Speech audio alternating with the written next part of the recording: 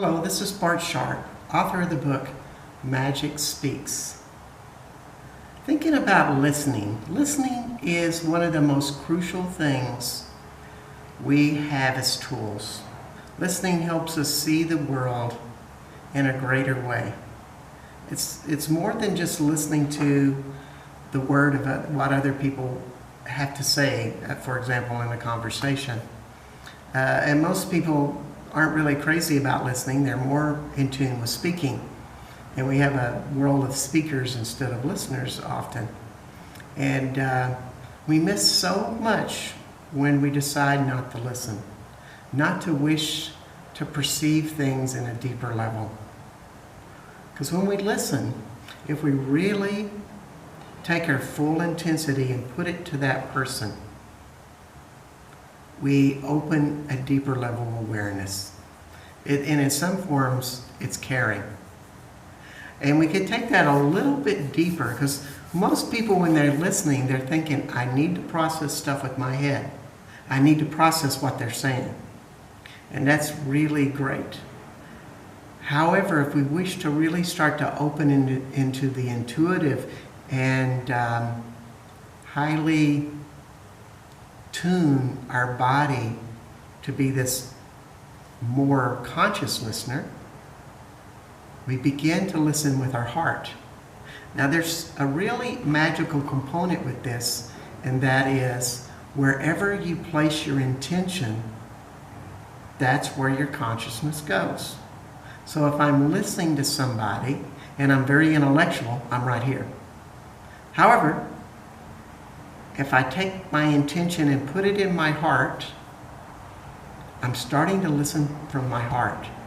And what happens is my defenses go down, and I start to open in a more caring sense for this person. Because that's what the heart is a loving, caring part of our consciousness. So when we open our hearts, we listen at a deeper level. And all we have to do is place our attention here while we're focusing on the person that we're listening to. It's just that simple. And this is just one tool, and these two places are not the only places that we can listen from. In fact, we can just feel everything from a whole body experience. In other words, if we're listening to somebody that's talking about a painful emotional experience, for example, what may be triggered in their story is something inside their gut.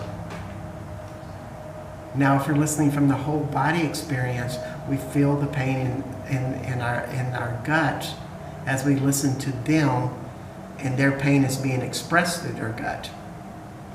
And then we start to open to a greater insight about what's going on with them.